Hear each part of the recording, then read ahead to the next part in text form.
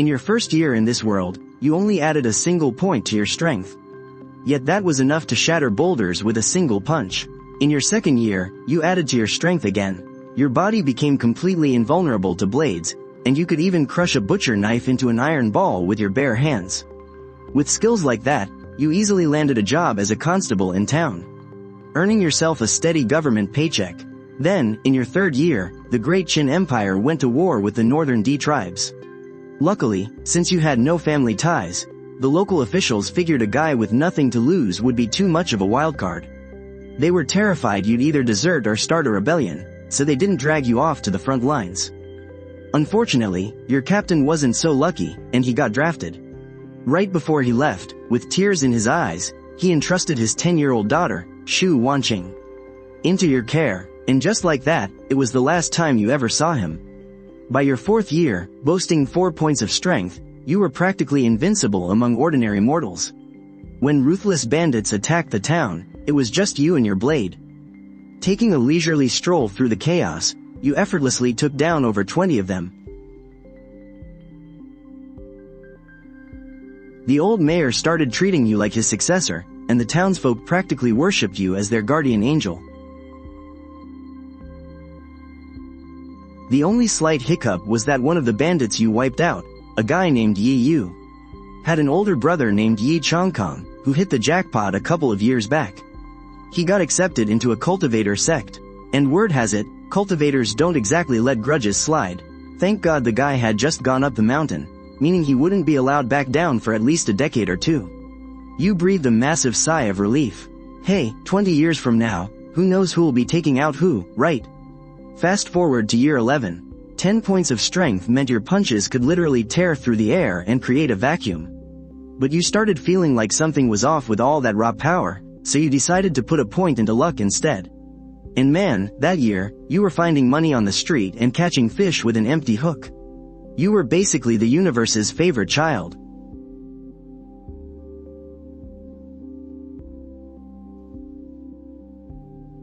In your 13th year, 2 pieces of news dropped at the exact same time. The bad news was a tragic update from the front lines. Xu Wanqing's dad had fallen in battle. The poor girl cried so hard it broke your heart.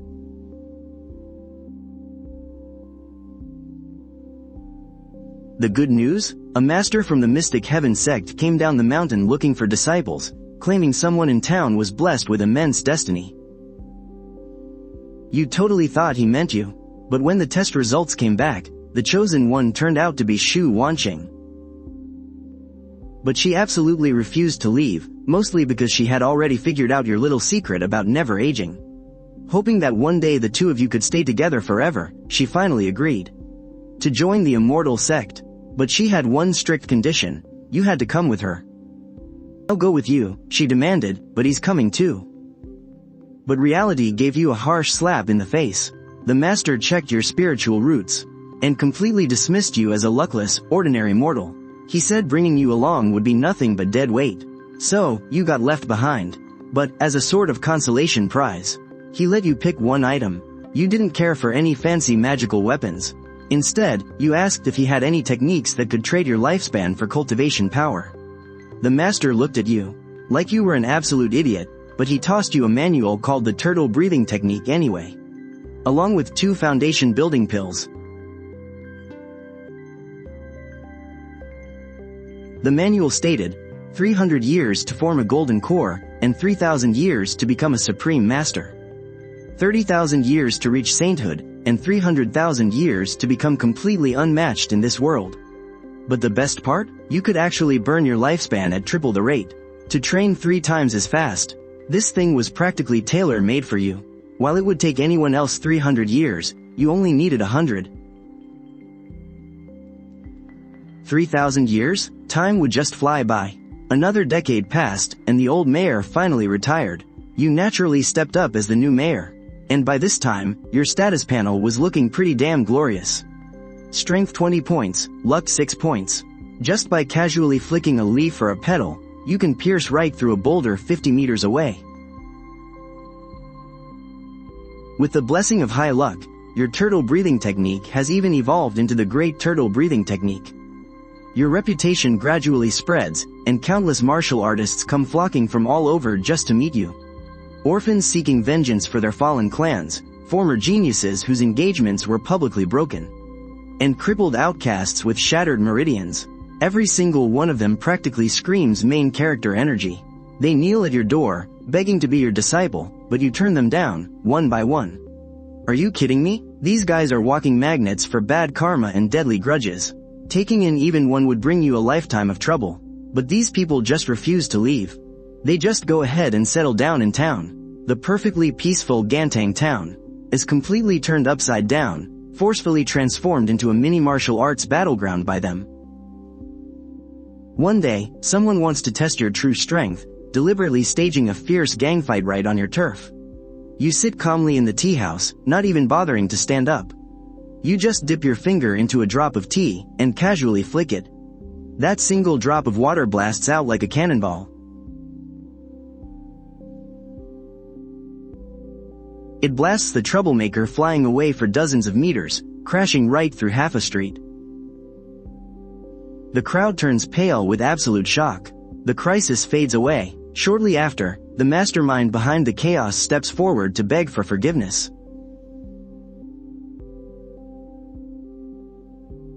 It turns out they're from the Great Qin Martial Suppression Bureau, begging you to step out of seclusion and save the nation. Are there no other immortals left in the Great Qin?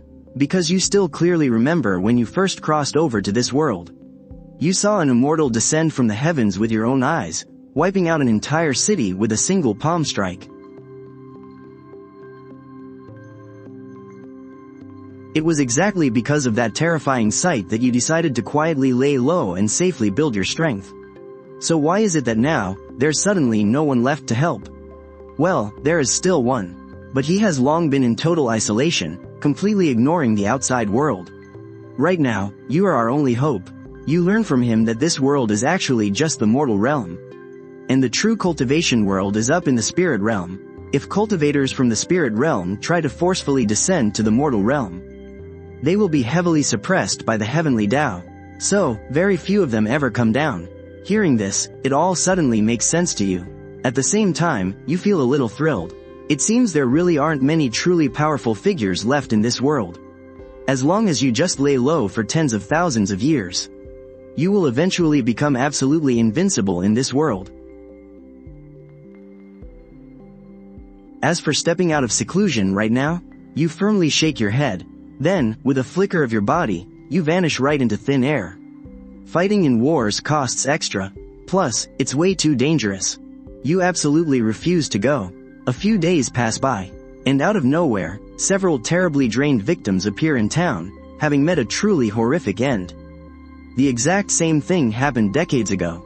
You remember it was Taoist Yiyan who handled the situation back then. However, this time, Taoist Yiyan is nowhere to be seen. In the end, what arrives is only his tragic remains and a final letter. The letter clearly states that the culprit is a massive serpent deep in the mountains, on the absolute verge of transforming into a dragon. Staring at the letter, you turn and ask the crowd of townspeople. Have you guys ever heard the legend of the mountain-moving ancestor? Well, that ancestor is me.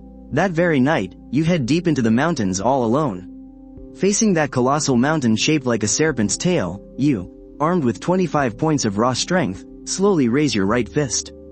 Boom, the earth shatters and the mountain collapses. The entire mountain is blown to dust with just a single punch. I was only 100 human souls away from ascending into a dragon. You ruined my path to immortality. Aren't you afraid of the wrath of the heavens? Sorry, but I'm not actually from this world. So whether the laws of heaven here apply to me, is really hard to say. Following that, with just one more punch, he obliterated the snake demon right on the spot. Who would have thought that, blessed by sheer luck, you'd actually extract a wisp of flood dragon aura from that snake's corpse. And just like that, you finally mastered the art of long-range lethal strikes. Right now, you estimate your combat power. It's already closing in on the 8th or 9th level of the Foundation Establishment realm. The very next day, the townsfolk woke up to find that entire mountain had vanished into thin air, and they all suspected you were the one behind it. So, they gave you a nickname. Half-Step Invincible. Why only half-step, you ask? Well, because no one had ever seen you fight a real immortal yet. Anyway, ever since that incident, Gontang Town saw another massive influx of martial artists pouring in, all coming just to admire your legend. And because of all these wandering warriors, Gontang Town was completely renamed, the Little Martial World. But honestly, none of this really mattered to you. You couldn't keep a low profile even if you tried, and so, you spent another few decades in deep seclusion. Meanwhile, the outside world was in absolute turmoil. The moment the new emperor of Great Qin took the throne, their defensive lines were completely shattered. And the Little Martial World was about to face a very real crisis. It was Yi Changkong, the man who was accepted into the immortal sect 30 years ago. He had finally returned. After 30 years, the tides of fortune had shifted. The Yi Changkong of the past was now a proud disciple of the immortal sect. And his only reason for coming back? He found out his brother was killed right here in the Little Martial World. He came specifically for revenge, and especially, after ruthlessly suppressing the 4 great sect leaders of the Little Martial World with sheer force. He caught wind that this town was hiding a man who could shatter mountains and split rivers, someone just like you, practically an immortal. Yi Changkong figured it out instantly. The one who murdered his brother was more than likely you. But as for your strength, he wasn't scared in the slightest. Shattering mountains and splitting rivers was child's play for him, too. And so, the people from the 4 great sects were forced to march up to your doorstep. They had to wake you up. And after all those years in deep seclusion, your very first battle against a true immortal cultivator was finally about to begin. But when you heard the news, you didn't even bat an eye.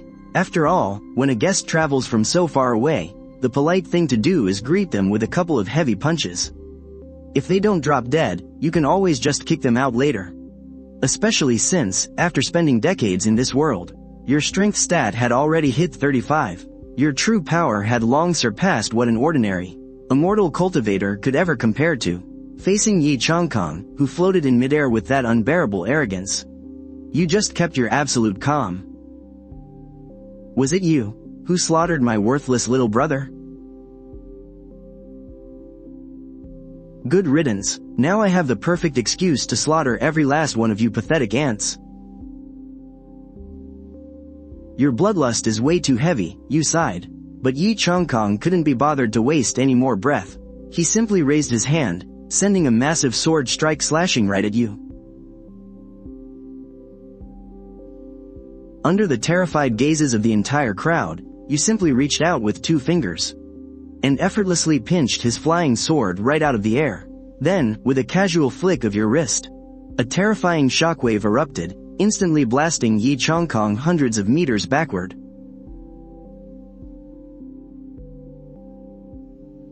So, this is what an immortal cultivator is supposed to be? You sounded genuinely disappointed. Those words drove Yi Changkong absolutely insane with humiliation. Furious, he summoned his ultimate natal artifact, transforming it into a relentless storm of soaring swords, desperately trying to tear you into absolute shreds. Try surviving this, you said, casually waving your hand. A roaring aura of the Golden Flood Dragon exploded outward, instantly shattering the entire sky full of flying swords to dust. Let me show you what real immortal cultivation actually looks like. You aimed a single finger across the void and flicked it. The air exploded, the very earth violently trembled, and in an instant, that terrifying shockwave blasted Yi Changkong entirely into dust. A single finger to sever the river, shatter the mountains, and obliterate everything. You calmly glance at the martial artists standing nearby. How much do you guys know about the immortal sect Yi Changkong belongs to? Yi Changkong is a disciple of the Xuan sect, about 80 miles from here. Before he started cultivating, that guy did a lot of messed up things.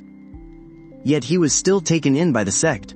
That sect master is the only cultivator in Great Qin who actually stays in the mortal realm. Though, rumor has it, he's been in deep seclusion for 100 years. Let's hope that old geezer actually ascended. Anyone who could train a piece of trash like Yi Changkong is definitely no saint. After that, your life goes back to normal. The leaders of the 4 great sects offered to renovate your rundown little cabin, but you turned them down. My old friends are all gone. This old house is the only thing left that still holds the memories of those days. I have to hold on to something from the past. It wasn't long after that old acquaintance of yours, the official from the Martial Suppression Bureau, showed up again. Back in the day, he was so full of life. But now, he's just a frail old man with a head full of white hair. You let out a heavy sigh. You guys have been fighting for so long. Is the war still not over? The late emperor has passed away, and the royal court is in complete chaos. We barely managed to hold the second line of defense, and that was only because Her Highness, the eldest princess, went to the front lines herself. Great Qin has no generals left to fight, and we certainly can't count on those immortal sects. You're the only one who can save Great Qin now, sir. The eldest princess is leading the army? Is Great Qin really out of commanders? How did it come down to a woman fighting on the front lines? Her Highness may be a woman, but she has the spirit of the founding emperor. She said that if Great Qin falls, the people of this world will be the ones to suffer the most. I never said I wouldn't go. It's just that all of Great Qin's generals have been wiped out. And leaving a woman to hold the line all by herself? It's honestly a disgrace. If you are willing to help us, sir, you could end this war for sure. Alright, cut the flattery. Where are they? At Duanxia Pass. It's 3,000 miles from here. 3,000 miles, huh? You just ride your horse back. Before he could even finish his sentence, a fierce gust of wind slammed into the old man's face. Blowing so hard he couldn't even keep his eyes open. By the time he opened them again, you were already gone. The only thing left behind on the stone floor were 2 footprints, half a foot deep. Meanwhile, on the battlefield 3,000 miles away, the setting sun over Duanxia Pass was as red as blood. This fortress, Great Qin's final line of defense, was now on the verge of collapsing entirely.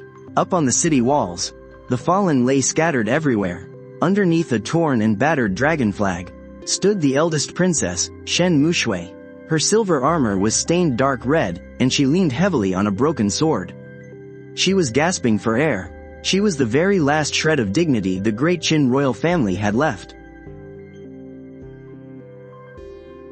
Just outside the gates, dark clouds loomed heavily over the city. Tens of thousands of Northern D soldiers weren't in any rush to attack. Because up in the sky floated an old man in blood-red robes. He stood atop a massive, terrifying artifact made of white bones. In his hand, he held a banner of 10,000 souls, where countless tormented spirits wailed in agony.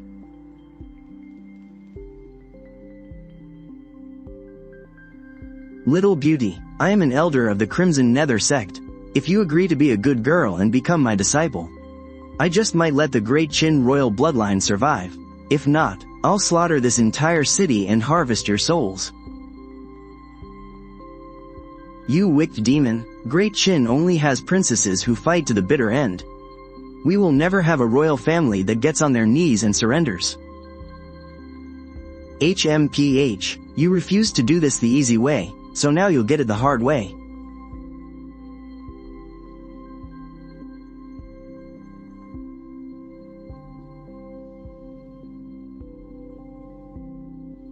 Is the Great Qin Empire about to fall? Right at this critical, hair-raising moment, a sudden, ear-piercing screech tore through the sky from high above.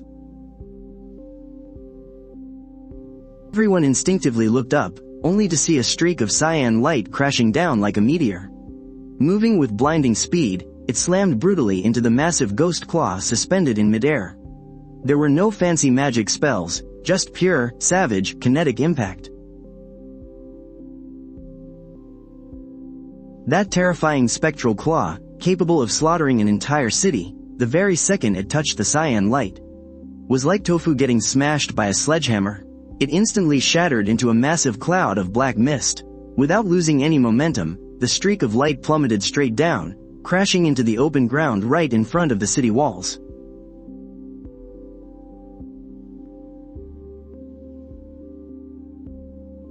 The earth shook violently, blasting out a shockwave like a level 10 earthquake.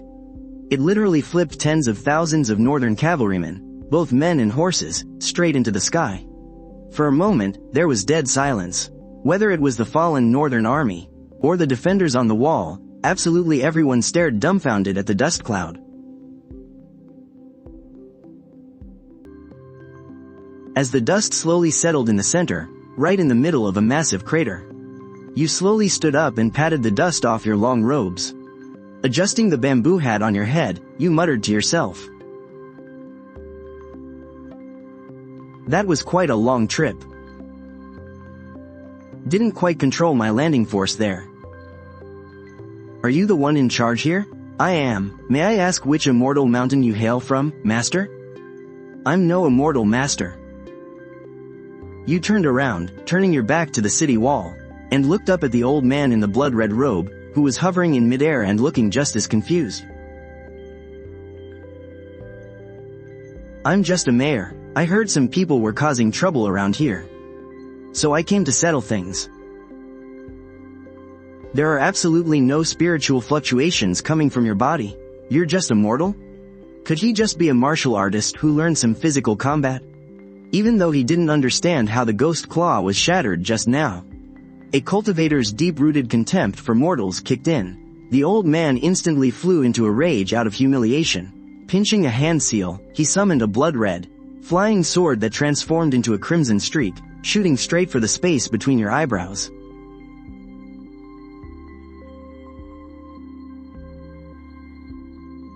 Master, watch out. You stood perfectly still, not moving an inch. Right at the exact moment the flying sword was about to pierce your forehead, you raised your right hand and flicked your finger. That low-grade spiritual sword, capable of slicing through iron like mud, was swatted away by a single finger. And not only that, the massive rebound force instantly covered the blade in cracks. Then, with a loud crack, it shattered into countless pieces. With his vital magical weapon destroyed, the blood-robed old man in the air violently spat out a mouthful of blood. His eyes were filled with pure terror. This is impossible. What kind of physical body is that? Even if you were a body cultivator, I've never heard of anyone shattering a spiritual weapon with their bare hands. Way too fragile. Then, you slightly bent your knees, and the ground beneath your feet instantly caved in. Leaving only an afterimage behind, you appeared 100 meters in the sky the very next second. Face to face with the blood-robed old man. This wasn't flying, you had purely jumped up there. The old man's pupils shrank in horror, only having just enough time to throw up a spiritual energy shield. Spare me, fellow cultivator. I belong to the Crimson Nether sect. You remain completely expressionless, and throw a single punch. No fancy techniques, just absolute, raw power. The sheer force of your fist compresses the air, forming a massive shockwave. It slams brutally into his spiritual shield, shattering it like wet paper. The blast rips straight through the old man's chest without slowing down, and even behind him. It carves out a vacuum trail over a kilometer long. The old man stares with wide eyes at the massive, gaping hole in his own chest. Right up until his final breath, he couldn't comprehend just what kind of monstrous power that was. Then, letting gravity take over, you drop out of the sky, landing smoothly on the city wall. You come to a halt right in front of Shen Mushui.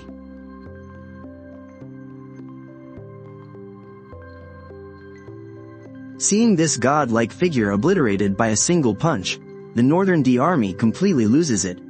Mass panic erupts instantly. Generals and foot soldiers alike throw down their weapons and armor, and scatter like terrified dogs. Meanwhile, up on the Great Qin city wall, there is dead silence. Every single soldier stares at you in pure terror. You ignore the crowd, and simply look at the eldest princess standing before you. Even covered in dirt and blood, her stunning beauty still shines through. Shen Mushui takes a shaky, deep breath, and bows deeply toward you, her voice trembling.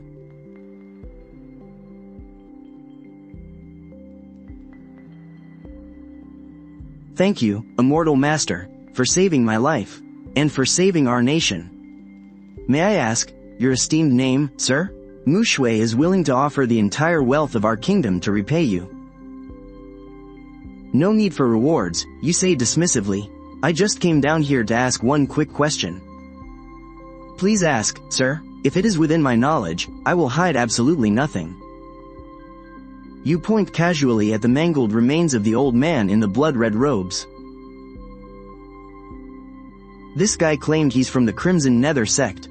Are there gonna be people from his sect coming after me for revenge later? The Crimson Nether sect is located in the hidden Yin Mountains, deep in the northern borders of the spirit realm. However, there are strict cosmic rules separating the spirit and mortal realms. If a spirit realm cultivator tries to force their way down here, well, there are some methods. But their power would be severely crippled in the process. Are you worried about their retaliation, sir?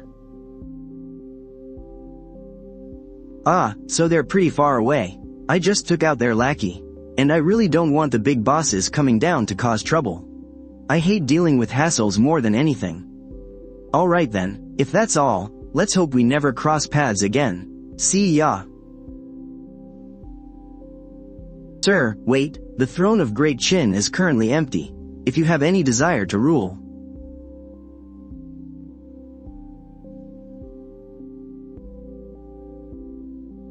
I'm just a simple town mayor, you interrupt. And whatever happened here today? Don't tell anyone it was me. And with that, you take a single step forward, completely vanishing into the thick of the night. Once back in Gantang town, you act like absolutely nothing happened. Just went right back to living your quiet, peaceful little life.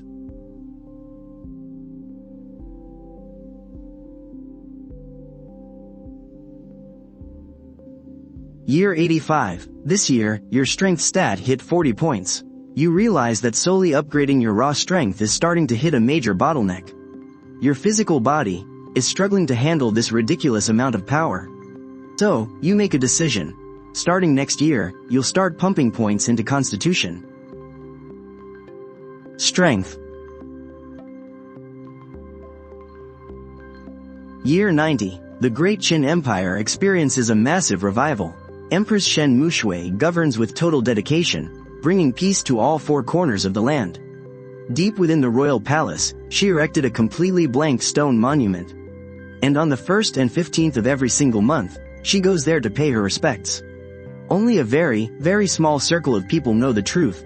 She's waiting for someone.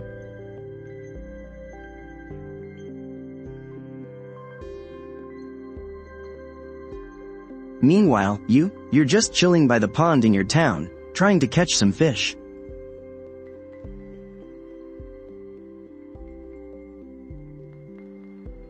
Over the past 10 years, you've added 5 points to Constitution, and 5 points to your luck stat. The sheer toughness of your physical body is now on par with a supreme grade spiritual weapon. At this point, even if you just stood completely still and let a golden core expert wail on you, it'd probably just be a scratch. But then, in the 95th year, you stumbled upon a torn map from some wanderers in the martial world.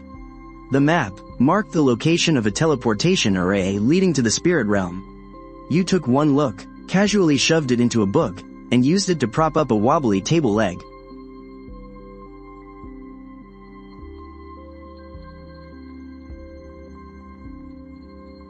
Go to the spirit realm?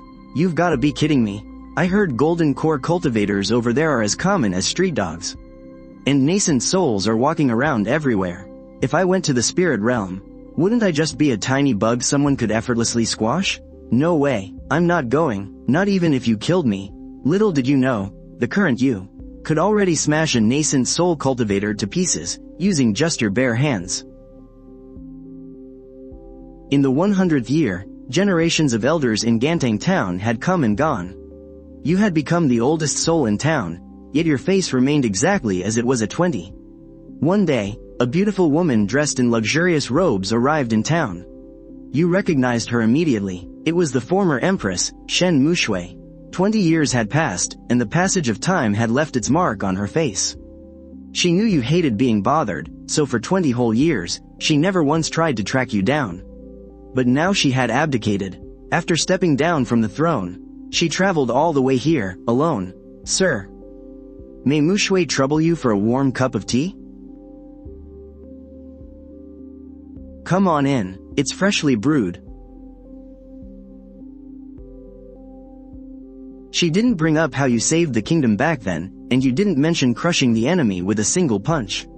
The two of you were like old friends who'd known each other for years, casually chatting about the town's harvest. And gossiping about the Wong family's cats next door.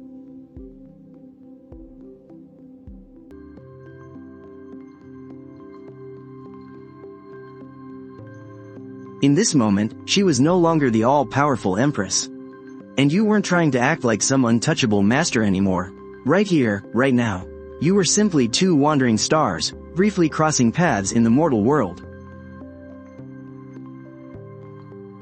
After that, Shen Mushui settled down in town. She bought a small courtyard right next to yours. She spent her days tending to flowers and plants, and occasionally dropped by your place to bum a meal.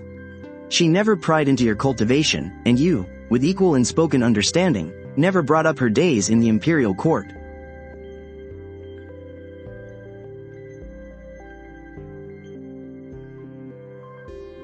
The townsfolk all teased that the old mayor had finally found romance, and that you were going to spend the rest of your lives together. You just smiled when you heard, neither explaining nor denying it, because you knew, a mortal's life is just far too short. By the 115th year, over those 15 years, you had pushed your strength stat up to 50. And your constitution up to 20. Your body's physical density was now terrifyingly high. You had to consciously control your strength just to walk. It was also during this year, on a bitterly cold winter day with heavy snowfall, that the courtyard next door fell completely silent. You pushed the door open and stepped inside, only to see a silver-haired Shen Mushui resting in her rocking chair. She was wrapped in a thick fox fur coat. It was the exact same coat she wore the very first time you met. It looked quite worn by now.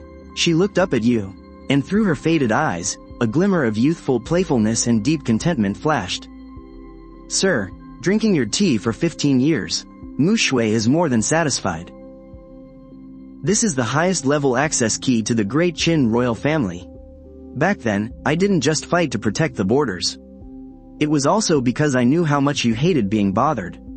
As long as Great Qin still stands, those blind, arrogant fools wouldn't dare disturb you. As for Gantang Town, I have to go now, having the blessing to spend the twilight of my life with you. Mushui is content.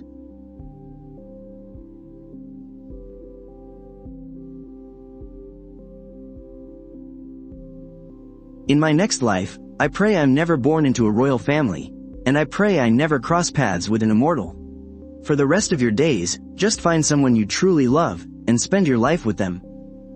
In year 120, you felt that inexplicable heartbeat again. But it wasn't out of fear. It was because this world was starting to reject you. Your power had grown way too strong. So strong that with every single breath, you would disrupt the spiritual energy of heaven and earth around you. You had no choice but to be even more careful in hiding your aura.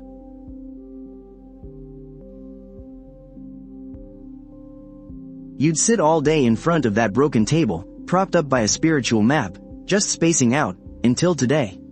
The sky cracked open. It literally cracked open. The heavens above Gantang Town looked just like a shattered mirror, and a massive black vortex appeared right in the middle of it.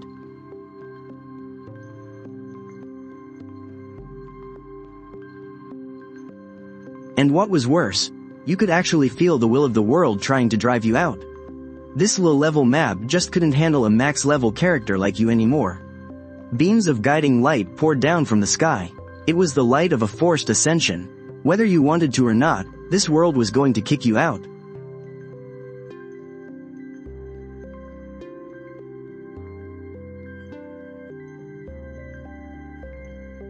You let out a heavy sigh, and took one last look at Gantang Town.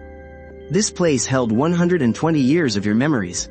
You walked back inside, pulled that dusty, torn map from under the table leg, put on the jade pendant Shen Mushui left behind, and finally, slung that little bundle of all your worldly possessions over your shoulder. Stop rushing me, I'm leaving on my own. You took a step into the void, riding the guiding light, and charged straight into that massive rift.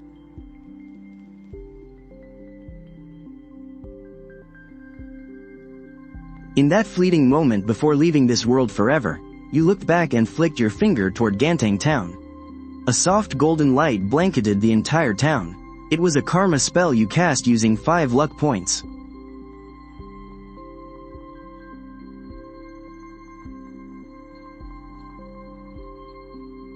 May this bless them with perfect weather for 100 years. Let's just call it my final rent payment. With a flash of light, your figure completely vanished from the mortal realm. The people of Gantang town were left in tears, and on the stone tablet at the town's entrance, a new line of text had silently appeared. An immortal once dwelt here. His name was Wu Chen. The scenes before your eyes kept shifting. When you finally opened them again, the spiritual energy around you was so thick it nearly choked you. This was the spirit realm, the holy land for all cultivators. It was also a brutal battlefield where the strong devoured the weak. You found yourself standing on a colossal ascension platform. You were surrounded by cultivators in all sorts of colorful robes. But the moment they laid eyes on you, they were all totally dumbfounded. Why does an ascender from the mortal realm look so incredibly average? He doesn't have a single drop of spiritual energy on him. You pretended to be scared, shrinking your neck a bit, and asked in a tiny voice, excuse me. Hey guys, could you tell me how to get to the Crimson Nether sect? The moment they heard your question, the cultivators around the platform just stared at each other in shock. That was a massive demonic sect deep in the hidden Yin mountains of the Northern Realm. A mere mortal who hasn't even reached chi condensation? If you wanted to die, there were way better ways to do it. He probably pissed off one of the Crimson Nether sect's envoys down in the lower realm. Just some poor bastard forced to ascend. You totally ignored their sneers, and just fished a gold ingot out of your bundle, handing it to the fat cultivator who was laughing the loudest. Could you at least point me in the right direction, brother? Due north, 300,000 miles straight north. Just look for the darkest clouds and the heaviest yin energy, you can't miss it. But take my advice, man, don't go. The Crimson Nether sect is famous for refining the souls of the living. With that soft, tender skin of yours, I doubt they'll even leave your corpse intact. Ha ha ha ha ha. You nodded earnestly, cupped your fists, and thanked him. Thanks for the heads up, brother. I'm always one to listen to good advice. I'll be right back as soon as I'm done. With that, you turned around to face due north. You bent your knees slightly. In the very next second, the ascension platform, forged from 10,000-year mystic ice, shattered violently right beneath your feet. The terrifying recoil whipped up a massive level 18 hurricane. By the time the others dragged themselves up, covered in dirt and ash, you were long gone. All that remained was a massive crater, 100 fathoms deep. The entire area fell dead silent. The plump cultivator swallowed hard. Staring at the gold ingot in his hands, his legs shook uncontrollably. Where in the world did this body-cultivating monster come from? 300,000 miles. For a nascent soul cultivator in the spirit realm, that would take several days of flying on a sword. But for you, it was just a matter of jumping a few more times. Half an hour later, at the yin concealing mountains in the northern reaches. Thick black mist shrouded the area year-round, giving off an eerie, ghostly chill. Inside the main hall of the Crimson Nether sect's central peak, the current sect leader, Patriarch Bloodnether, was flying into a furious rage. Trash, you're all absolutely useless trash. It's been 80 long years. Have you still not found that blasted mare from the lower realm? Back then, with just one punch, he shattered the Ninth Elder's core artifact and physical body. He completely ruined our sect's grand scheme in the lower realm. If we don't avenge this, what face will the Crimson Nether sect have left? Please calm down, sect leader. The heavenly Tao's suppression in the lower realm is far too brutal. Any disciple we send down there who is above the foundation establishment stage gets struck down by heavenly lightning. We simply can't track that man down. Patriarch Bloodnether's eyes darkened, right on the verge of erupting again. Suddenly, a blinding streak of azure light hurtled down with apocalyptic force. It slammed directly into the white jade plaza outside the main hall. The entire yin concealing mountain range shook violently.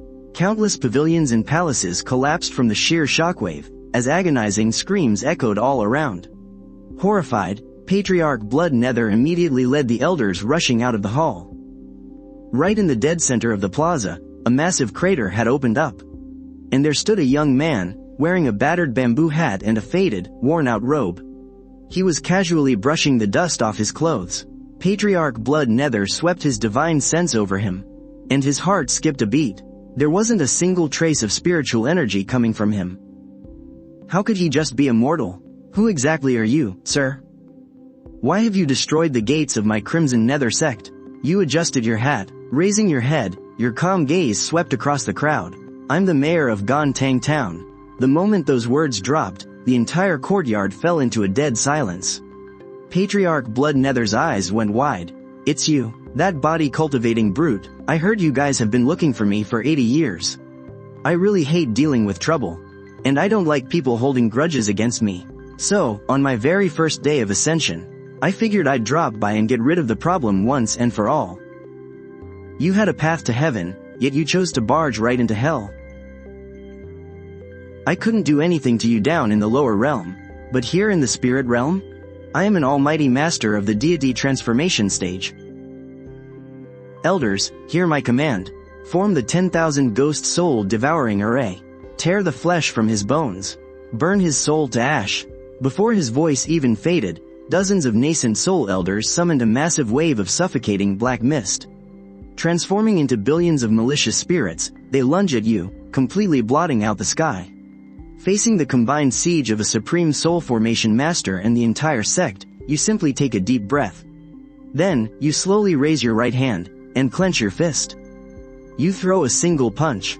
There is no blinding light, no fluctuation of cosmic laws. The air, driven by an unimaginable power, is instantly compressed to its absolute limit. A visible white shockwave sweeps forward in a massive fan shape. Those nascent soul elders, caught in the furious gale of your punch, are instantly vaporized into a mist of blood. The shockwave doesn't lose a single ounce of momentum. It surges straight toward Patriarch Blood Nether. After the punch, the wind settles. The main peak of the Crimson Nether sect is completely gone. In its place is a massive, bottomless canyon stretching for hundreds of miles. You turn around and casually walk back down the mountain. From ascending to this realm to wiping out an entire sect, it took you less than 2 hours. Now that your ties to the lower realm are completely severed, no one will ever bother you again. You stroke your chin, already planning your next move. The spiritual energy in the spirit realm is incredibly rich. The effects of my turtle breath technique should easily double. I'll just find a nice, quiet mortal town with beautiful scenery, and lay low for another 10,000 years. Once I max out all my stats to 10,000 points, then I should be truly invincible, right?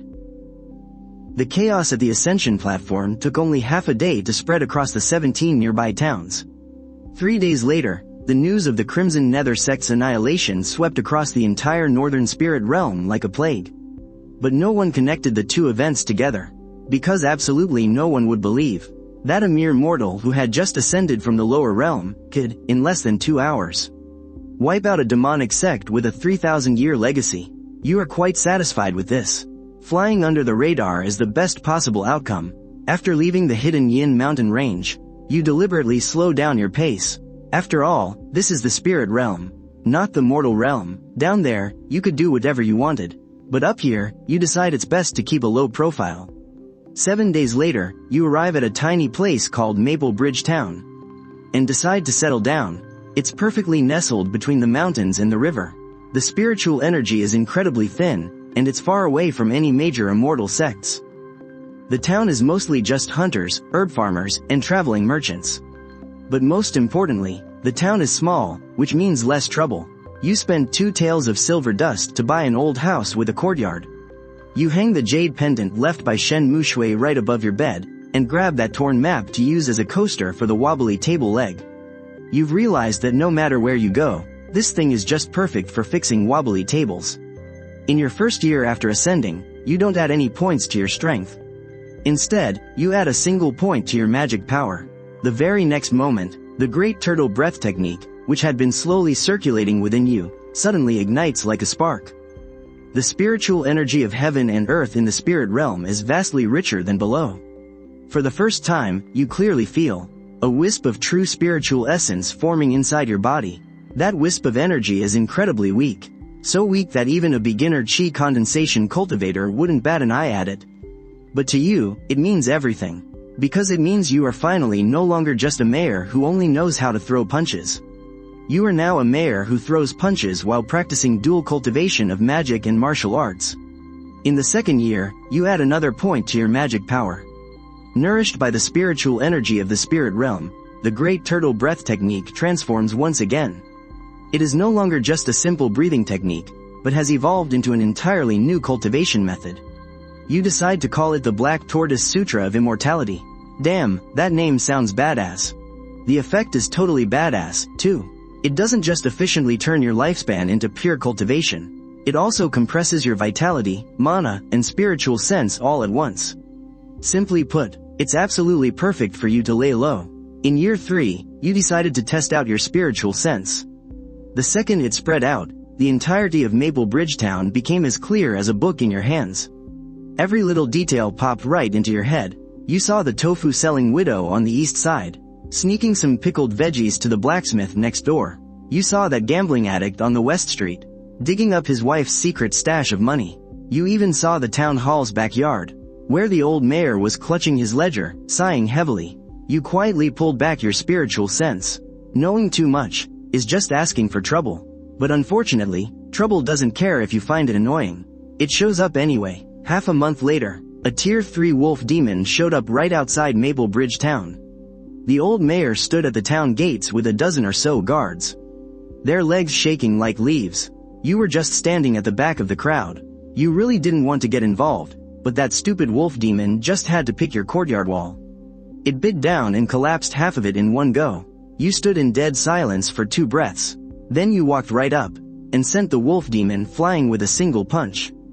The whole town was absolutely dumbfounded. The old mayor even dropped to his knees right there on the spot. You helped him up, earnestly explaining that you were just a traveler passing through. But bright and early the next morning, the townsfolk showed up unprompted, blocking your door with a massive plaque. Carved into it were 5 gleaming gold words, "Please be our town mayor." You stood in the doorway, staring at that painfully familiar plaque, completely speechless. You ascended to the spirit realm just to find a new place to lay low. And yet, after all that running around, you ended up as a mayor again.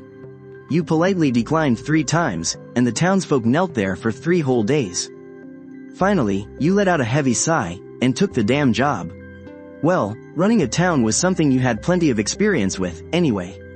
So, your very first official identity in the spirit realm became the new mayor of Maple Bridge Town. When the news got out, several of the neighboring towns were absolutely shocked. Because nobody had ever seen a mortal mayor punch a Tier 3 wolf demon to death before. Very quickly, Maple Bridge Town became famous. And getting famous that fast brought a whole lot of new problems. All sorts of weirdos started showing up in town. There was a down on his luck boy carrying a giant sword. A girl on the run from her enemies, carrying a deep blood feud. And a young man in black with a shattered dantian, constantly shouting about how his time will come. You looked at those incredibly familiar, cliched protagonist faces, and your eyelid twitched hard.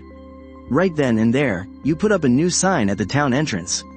It only had one rule written on it. This town does not take disciples. We do not make mortal enemies. We do not break off engagements, and we absolutely do no face slapping. The crowd just stared at it in sheer confusion. Only you knew just how critically important that rule really was. But unfortunately, things like rules never really mean much to people with protagonist syndrome. In your 5th year in the spirit realm, a woman dressed in white arrived in Maple Bridge Town. The moment she stepped in, a light snow began to fall from the sky. Every single person on the street turned to look.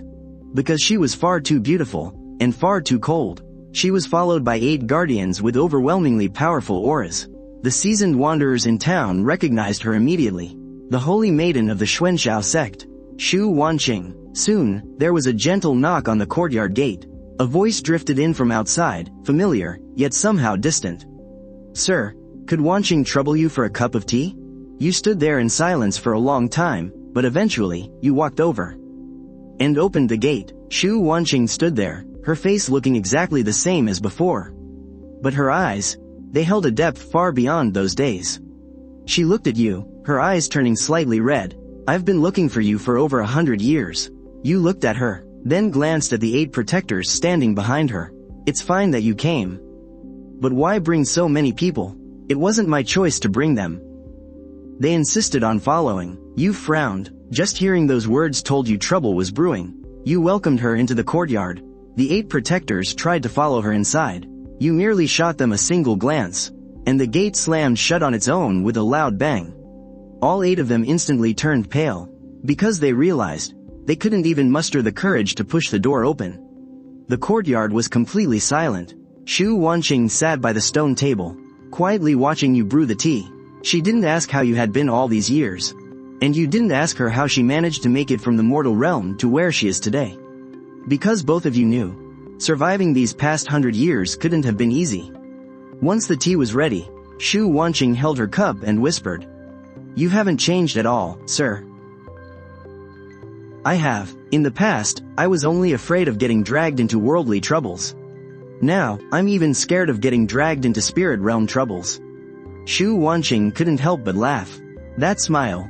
She looked exactly like that 10-year-old little girl, crying and clutching your sleeve all those years ago. But the smile only lingered for a fleeting moment, before exhaustion washed over her face once again. "Sir, I came this time to beg you to save me. Something terrible happened at the Xuanshao sect. The master who took me away passed away 30 years ago. The new sect master is colluding with the Destiny Pavilion of the Central Province. They want to use my destiny to unlock an ancient emperor's tomb. And if I refuse, everyone in the Xuanshao sect will be slaughtered." You fell silent for a moment, then let out a heavy sigh. "I knew it. This whole main character aura thing never brings anything good. Do you regret opening the door, sir?" "A little bit. But not too much." Shu Wanqing lowered her head, yet the corners of her mouth curled up into a faint smile. She knew exactly what those words meant. It meant you didn't regret it at all. "Holy Maiden, the sect master has ordered that you return to the sect immediately. If you keep wasting time with this nobody mortal, don't blame us for showing no mercy." The tea isn't even finished, and they're already rushing you. "They've been here the whole time." You nodded, setting the teacup down. When she arrived, trouble usually wasn't far behind. Sure enough, by noon on the 3rd day, the men from the Destiny Pavilion showed up. The one leading them was a middle-aged man in a black robe. He didn't attack right away. He was far more cautious than those elders from the Xuanshao sect. Hovering in the air just above the courtyard, keeping a safe distance of 3 meters. He respectfully cupped his hands at you. "I am Lu Bai, deacon of the Destiny Pavilion. Under orders from our pavilion master, I am here to invite Mr. Wu for a talk." "I don't like small talk. Friend, are you aware that Shu Wanqing is blessed with the mandate of heaven? It's the key to opening an ancient emperor's tomb. That is her destiny. It's not yours. Are you really trying to make an enemy out of our Destiny Pavilion, friend?" "I didn't plan to, but you just had to show up at my front door to say that. So now, I guess I am." Lu Bai clearly didn't expect you to be so blunt. After a long pause, he suddenly laughed. "Our Destiny Pavilion has stood in the Central Province for 70,000 years. We have more integration stage masters than you can count on both hands. Even if you've got some skills, do you really think you can defy the heavens? Back when I was in the mortal realm, some people told me the exact same thing. And you know what? They all kicked the bucket." The smile slowly wiped off Lu Bai's face. In the next breath, 3 ancient bronze fate coins flew out from his sleeve. The coins expanded in the wind, turning into a massive formation array that shrouded the entire town. Within the array, the secrets of heaven swirled, and threads of fate intertwined. This was the Destiny Pavilion's signature technique, stealing one's fortune and altering their destiny. The sky above Maple Bridge Town instantly turned pitch black. Shu Wanqing stood up, hurried to your side, and whispered, "Sir, please be careful. This is a direct attack on your destiny." You simply nodded. Then, you reached out, and grabbed one of the fate threads right out of the air. Lu Bai's pupils shrank in sheer horror, because that thread of fate was supposed to be completely formless and intangible. It could only be moved using spiritual sense. But now, you were yanking it like a common piece of rope, pulling it right out of the void by brute force. "So, this little thing right here is fate?" You gave it a quick look, and thought it felt a bit flimsy. So, you just squeezed it. Snap. The entire formation array completely shattered on the spot. Lu Bai was struck as if by lightning. violently coughing up a massive mouthful of blood. That's impossible. How could you possibly touch the threads of heaven's mandate with your bare hands? Oh, so that's how fortune and destiny are supposed to be used. Good to know. A chilling dread ran down Liu Bai's spine, because he suddenly realized, you weren't just taking his spell head on, you were learning it on the fly. A person encountering destiny arts for the very first time, taking just one single look, and casually snapping a faith thread barehanded, calling you a monster wouldn't even begin to cover it. This was an otherworldly technique, an anomaly in the truest sense of the word. He didn't dare stick around for another second. He spun around, trying to cast an escape spell and run for his life. You just sat there. You didn't even bother getting up. You just flicked your finger. A blast of invisible energy tore through 3 miles of empty sky. And Liu Bai's entire body, along with his soul compass and all his protective artifacts, exploded into a cloud of mist in midair, wiped out without a single trace. After that little display, Maple Bridge Town fell dead silent. No one dared to come anywhere near it. Even the birds passing by made sure to fly the long way around. You finally got some much-needed peace and quiet, but you also knew that this peace wouldn't last for long, because right before he kicked the bucket, Liu Bai had already sent a message back to the central province. Sure enough, half a month later, 3 divination grandmasters from the Destiny Pavilion set up their altars at the exact same time. They wanted to uncover your origins. They wanted to read your destiny. They wanted to calculate the karma between you and Shu Wanqing. But the moment the first grandmaster saw nothing but a blank void, he instantly bled from all 7 orifices on the spot. The second grandmaster didn't even get the chance to spit out the words outer realm. And the third one? He had it the worst. He forced his divination all the way to Gantang town, and saw a stone tablet. Engraved on the tablet were 5 words, "Here lies the immortal, Wu Chen." And then, he went completely mad. Wu Chen cannot be divined. He must not be provoked. Violators shall be expelled from the Destiny Pavilion. You finally breathed a huge sigh of relief. Well, at least one of them has half a brain. Shu Wanqing sat across from you, watching as you slowly refilled the teapot. Sir, what are you planning to do next? I'll just keep staying here for now. I'll grind my stats for a few more years. Once I'm so insanely strong that absolutely no one can hurt me, then I'll finally have some peace of mind. What about me? You can stay if you want to. But let's get one thing straight. I don't take in disciples, and I definitely don't take in holy maidens. Then who do you take in? Well, keeping a freeloader around wouldn't be the worst thing in the world. Shu Wanqing froze for a second, before letting out a soft, gentle laugh. It was the most relaxed she had laughed since arriving in the spirit world. Hey, did you hear? That girl in white staying with the mayor has a terrifyingly powerful background. But whenever she's around him, she acts just like a quiet, obedient little wife. Ah, the mayor really is quite the man. Ha ha ha. When you overheard that, you nearly spat out your tea. You wanted to clear things up at first, but on second thought, it was just too much of a hassle. Mortals could never keep their mouths shut anyway. Rather than having them guess if you were some ancient body cultivator, it was better to let them guess if you were just a late bloomer in romance. At least that didn't sound quite so intimidating. Year 10 in the spirit world. Your strength stat had reached 55 points. Your constitution hit 25, and your mana reached 5. Your spiritual sense could now cover a radius of 10,000 miles. As for your physical body, it had truly crossed into a realm that even you couldn't quite put into words. Late one night, you were practicing your forms in the courtyard. You just casually threw a punch at the sky. As a result, 10,000 miles away, a passing meteorite was completely shattered by the sheer force. You stared at the distant explosion of fire illuminating the night sky, falling into a brief moment of deep thought. Am I becoming ridiculously overpowered again? Sir, you know that really sounds like you're asking for a beating, right? Does it? Then I'll try to keep it to myself from now on. But your peaceful days didn't last much longer. Massive news suddenly swept across the entire spirit world. The ancient emperor's tomb had appeared ahead of time, and one of the keys to unlocking the tomb's gates was the destiny's fortune flowing through Shu Wanqing's veins. At the exact same time, the Destiny Pavilion, the Great Wasteland Sanctuary, the 10,000 Demon Mountain, and the Boundless Sword Sect, all 4 major factions issued a joint decree. Whoever provides the whereabouts of Shu Wanqing and Wu Chen shall be rewarded with a sacred artifact. And whoever manages to capture them both shall be granted an entire province. The entire spirit world was thrown into an absolute frenzy. You finished reading the bounty poster that had just been pinned at the town entrance. Stayed completely silent for a long time, and then turned to look at Shu Wanqing. I told you so. Getting tied to someone with main character energy really is a lifetime of trouble. Shu Wanqing bit her lip nervously. So, what do we do now? You looked down, ripping the bounty poster right off the wall. You crumpled it into a tight ball, and casually tossed it aside. The bright sunlight cast a shadow over your bamboo hat, highlighting a face that was almost terrifyingly calm. What do we do? They want to find us so badly, don't they?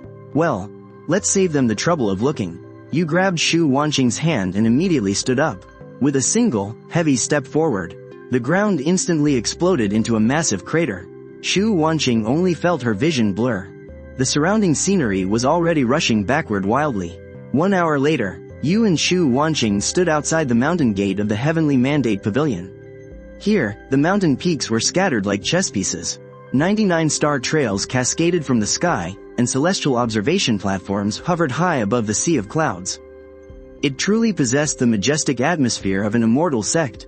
The mountain gate was already wide open. There were no hidden formations, absolutely no ambushes, and not even a trace of killing intent. Only a white-haired old man stood alone at the gate, waiting. Shu Wanqing glanced at him and whispered, "That's Lin Zan, the pavilion master of the Heavenly Mandate Pavilion. This old man looks much more agreeable than Lu Bai. At least he didn't start screaming for our blood right off the bat." Lin Zan bowed deeply to you. "Fellow Taoist Wu Chen, I have been waiting for you for quite some time. Aren't you guys supposed to be the best at divination? Since you figured out I was coming, why didn't you run for your life?" "Because I spent all night doing readings, and only figured out one single thing. No matter how fast I run, I could never outrun your fists." "Who put out the bounty?" "The great desolate holy land proposed it, and the 10,000 demon mountain backed them up. The Boundless Sword Sect gave the nod, and our Heavenly Mandate Pavilion was forced to join in. It's because everyone believed that Miss Shu was the key to opening the Emperor's tomb." "And what's the actual truth?" Lin Zan looked up, staring at you with incredibly conflicted eyes. "Miss Shu is indeed one of the keys. But the one who actually caused the Emperor's tomb to appear ahead of time wasn't her, it was you." Shu Wanqing's expression shifted slightly, but you didn't seem surprised at all. "Keep talking." Lin Zan took a deep breath. "That ancient Emperor's tomb doesn't actually hold a buried emperor, but rather an immortal who fell from another realm. Legend has it that before the immortal died, they corrupted the entire Emperor Burial Sea. They were later suppressed by the combined forces of the spirit realm's immortals. That's why the Emperor's tomb was built as an outer shell over it. Now, the seal is breaking apart. All 4 major factions want to rush in and grab the fortuitous encounters. But honestly, I think what they'll find in there won't be a blessing at all. It's going to be a complete disaster." "When does the seal open?" "Tonight, exactly at midnight." "Location?" "The Gate of Returning Ruins, at the Emperor Burial Sea." You nodded. Lin Zan hesitated for a moment before speaking again. "Taoist Wu Chen, there will be a massive crowd tonight. The great desolate holy lord, the lord of 10,000 demon mountain, the boundless sword sect master. Even a few old monsters who have been in seclusion for years will all be showing up. They might not necessarily be a match for you. But as for the thing hiding behind the Gate of Returning Ruins, I'm afraid even they themselves have no idea what it truly is. Don't sweat it, humans don't scare me, it's whatever that thing is that I'm worried about." The Emperor Burial Sea was located in the far east of the central province, where the sea meets the sky. It was shrouded in pitch-black darkness all year round. By the time you arrived, night had just fallen. The entire surface of the sea was as deadly silent as a gigantic coffin. Right in the center of the ocean, a pitch-black ancient gate hovered ominously.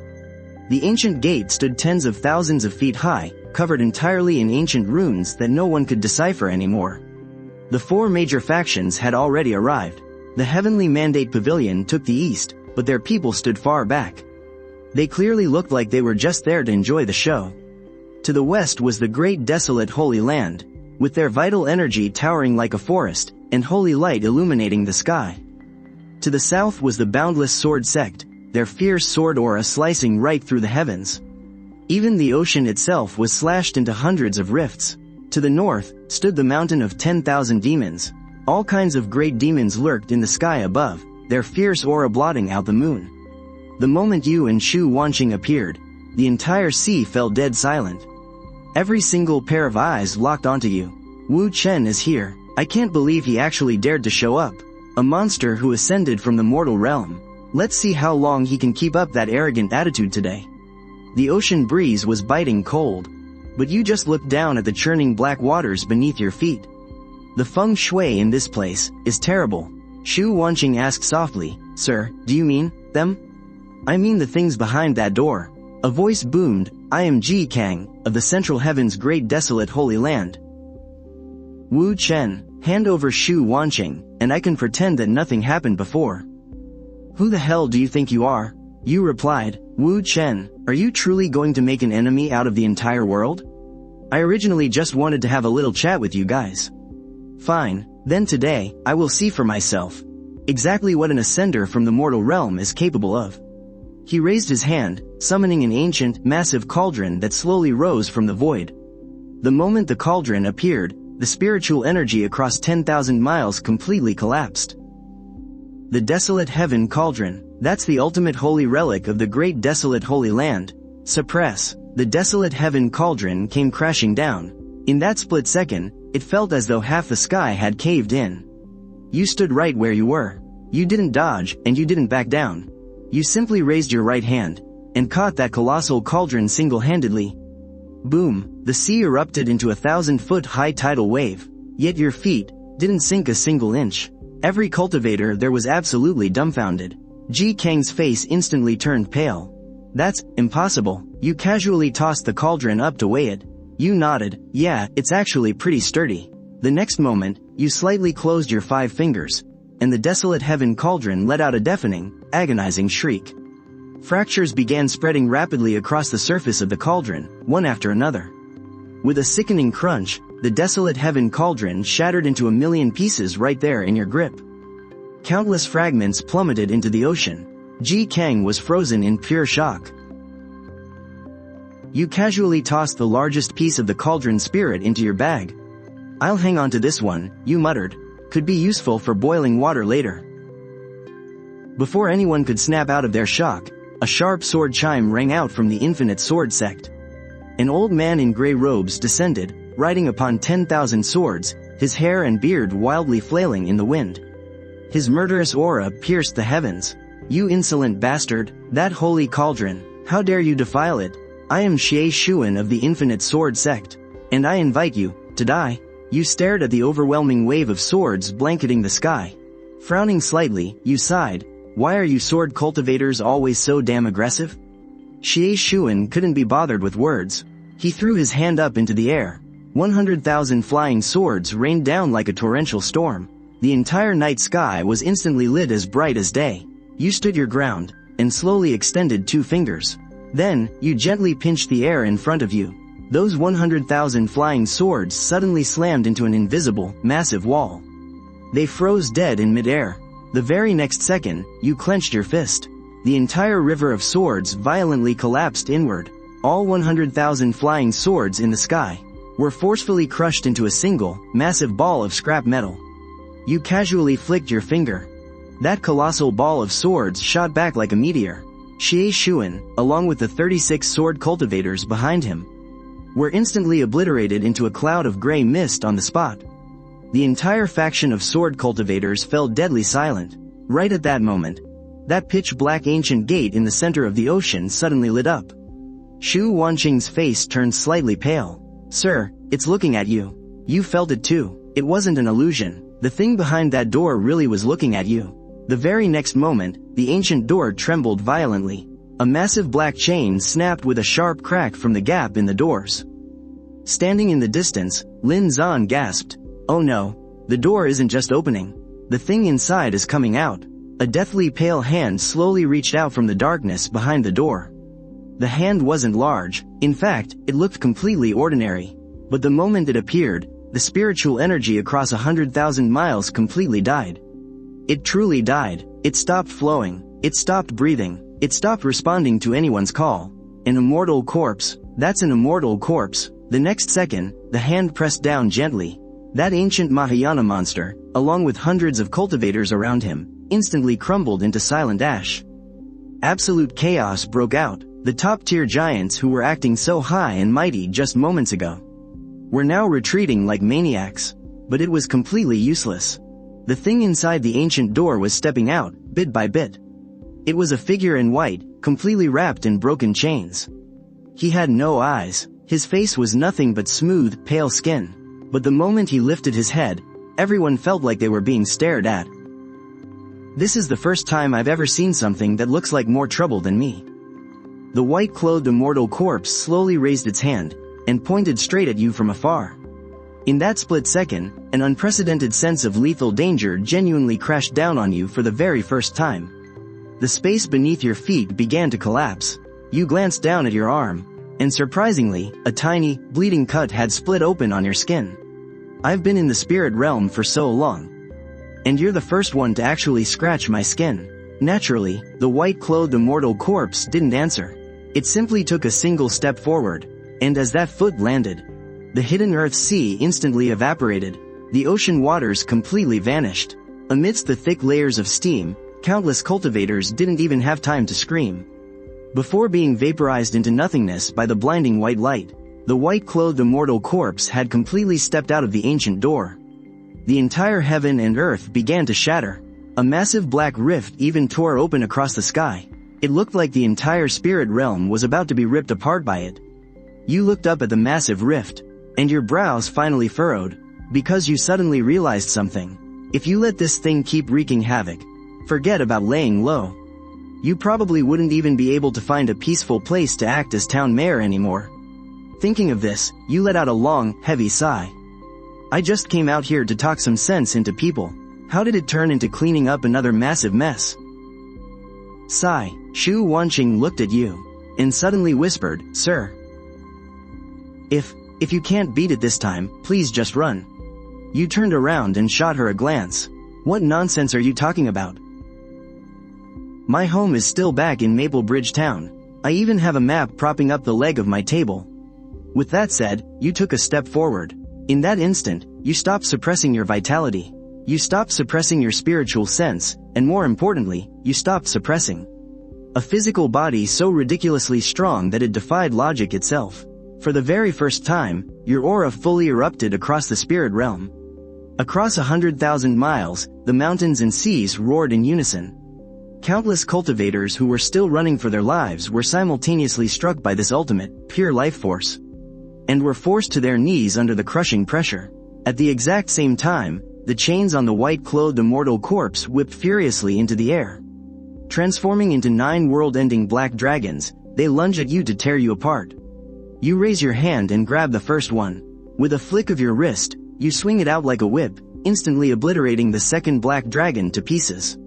You crush the third one right under your foot. The white-robed immortal finally stops trying to take you head-on. He reaches up and claws at the sky, and the rift in the heavens tears violently open. Countless eerie, dark shadows reach out from the depths of the rift, acting as if they want to seize this chance to invade the spirit realm.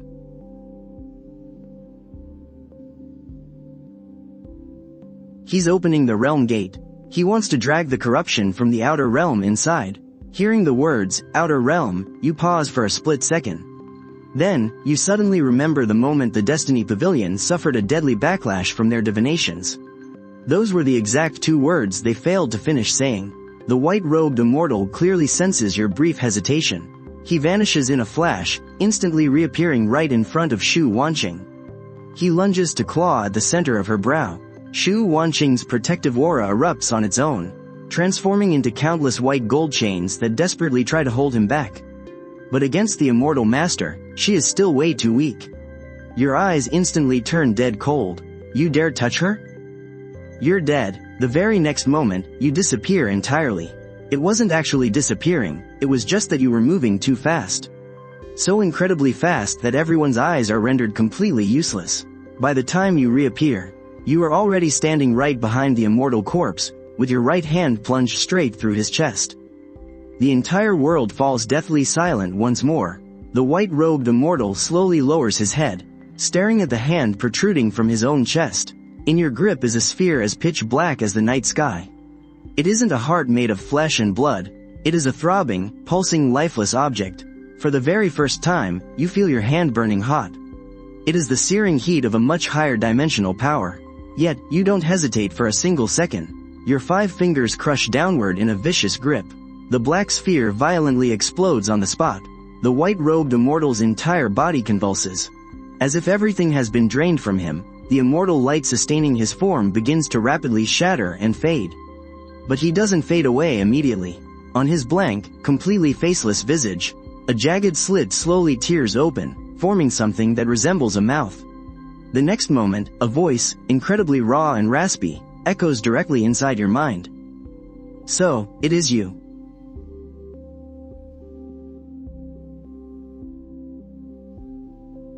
You know who I am? Not you, someone, exactly like you.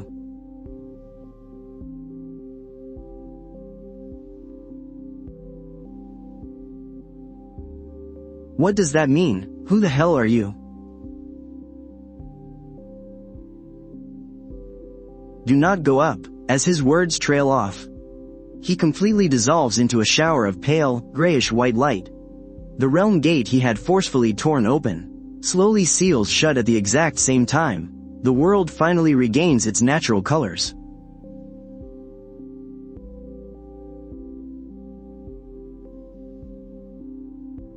Every single survivor is just staring blankly at you. There is no cheering, no applause. There is only an almost primal sense of absolute awe and sheer terror. Because they had just witnessed a man calling himself the mayor literally rip the life out of a true immortal with his bare hands. You stand there in absolute silence for a long time. Shu Wanqing walks up beside you, casting a cautious, hesitant glance your way.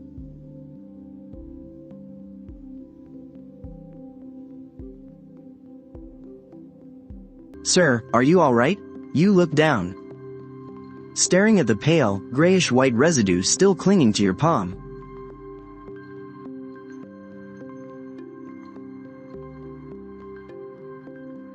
Actually, I'm not okay. Are you badly hurt? It's not an injury.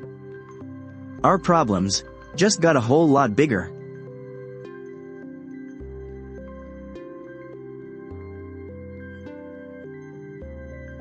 At a time like this, that's really what you're thinking about. Just then, deep within the fully opened ancient door, a faint light suddenly flickered. You swept over it with your spiritual sense, and your expression shifted slightly. There's something else inside. Should we go in? You stayed silent for a couple of breaths. You originally didn't want to, but what that immortal said right before he died made it hard to just pretend you didn't hear it, especially the part about someone just like you.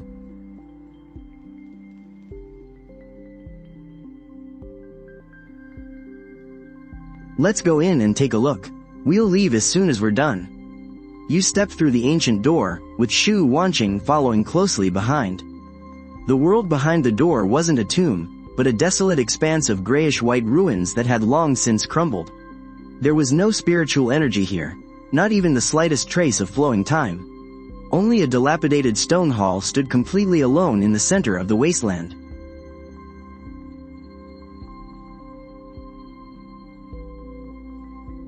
A broken stone tablet was planted at the entrance.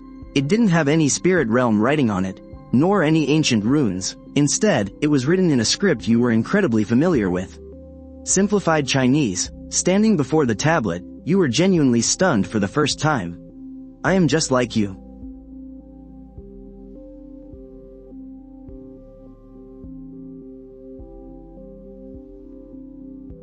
Sir, what does it say? To the one who comes after, if you can read these words. It means I have already failed. I came from another world, just like you. And just like you, I relied on time to grow stronger. The upper realm is no paradise for immortals. It's a hunting ground. Ascension is nothing more than sending fattened fish into a much larger net. If you're reading this, it means I couldn't tear through that net. I am just like you. Don't be in a rush to ascend. I am just like you. At least, not until you feel you can shatter the very heavens with a single punch. Don't ascend. Inside the hall, I've left behind a life-sharing seal. It can grant immortality to one other person. These words are my way of leaving a small trace of humanity for whoever comes next. You stayed silent for a long time. Shu Wanqing stood quietly by your side. She didn't disturb you, even though she couldn't read the inscription. She could read the emotion in your eyes. It wasn't fear, it was the quiet relief of finally finding a guidepost. Deep inside the stone hall, just as promised, hovered a small bronze seal. The seal contained no spiritual energy. It only radiated an aura that shared the exact same origin as yours. The moment your fingers closed around it, you instantly understood how it worked.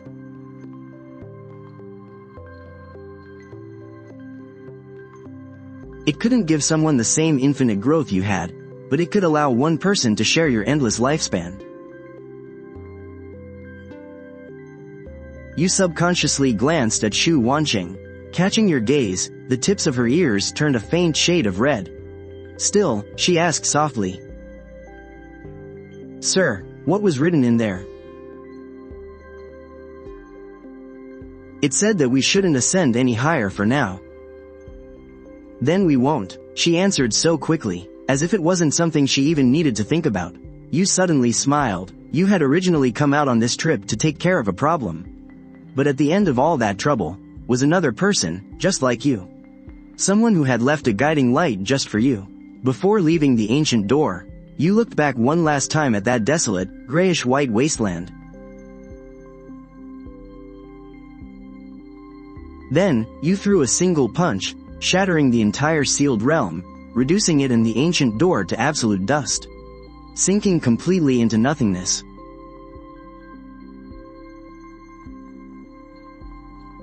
You didn't care to figure it out. Since that immortal corpse could crawl out once, it might just crawl out a second time. Stuff that could ruin your peaceful days is better left buried forever. After returning to the hidden Earth Sea, the powerhouses of the four major factions were still kneeling right where they were, not even daring to look up. You couldn't be bothered to say much, leaving them with just one sentence.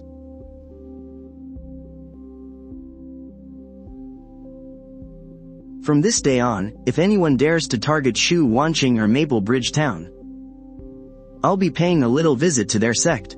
No one dared to make a sound, but everyone knew, those words carried more weight than any oath ever could. After that day, the Pavilion of Destiny withdrew all their bounties. The great desolate Holy Land closed its gates for 100 years. The Boundless Sword sect made the name Wu Chen an absolute taboo. In Myriad Demon Mountain, they moved their entire sect 100,000 miles west overnight. But you didn't care about any of that anymore. You simply took Shu Wanqing back home to Maple Bridge Town. The courtyard was still there. The teapot was still there. That old map propping up the table leg was still there, too. You squatted down, pulled it out for a quick look, and then stuffed it right back. Better leave it as a pad.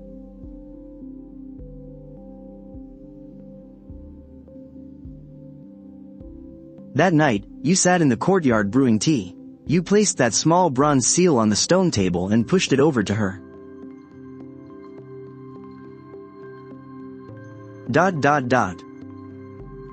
There was something left in the tomb.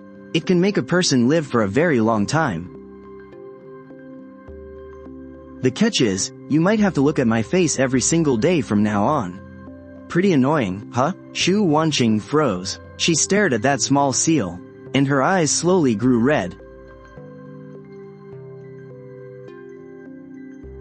Over 100 years, she had waited from when she was 10 years old, all the way until now. And finally, she heard you say the words "from now on" to her, for the very first time. She didn't reach for the seal. Instead, she just looked at you.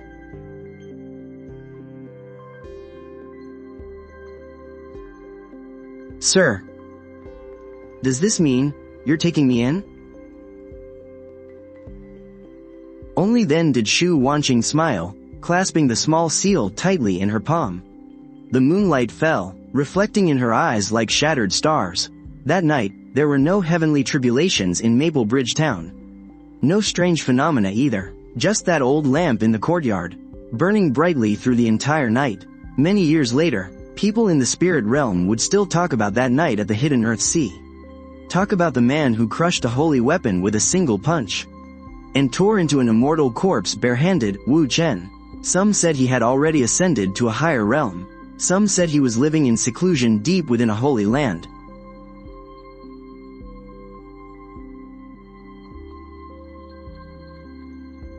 Others claimed he wasn't human at all, but the reincarnation of some ancient almighty being. But no one could have ever imagined that the man who made the entire spirit realm afraid to even speak loudly was currently squatting in front of a stove in Maplebridge Town, trying to figure out how to boil water faster using the handles of the Yellow Heaven cauldron.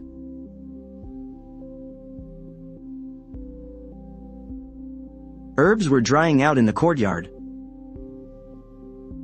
Little kids were playfully chasing each other down the street, and the words on the town's stone monument had faded a bit with time. You stood at the door, watching the warm hustle and bustle of mortal life. And suddenly, you felt that this was just perfect.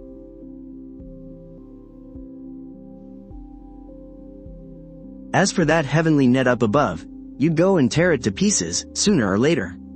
But not today. Today, you're just a mayor, worrying about the harvest, keeping an eye on the neighbors, and figuring out whose chicken wandered into whose yard again.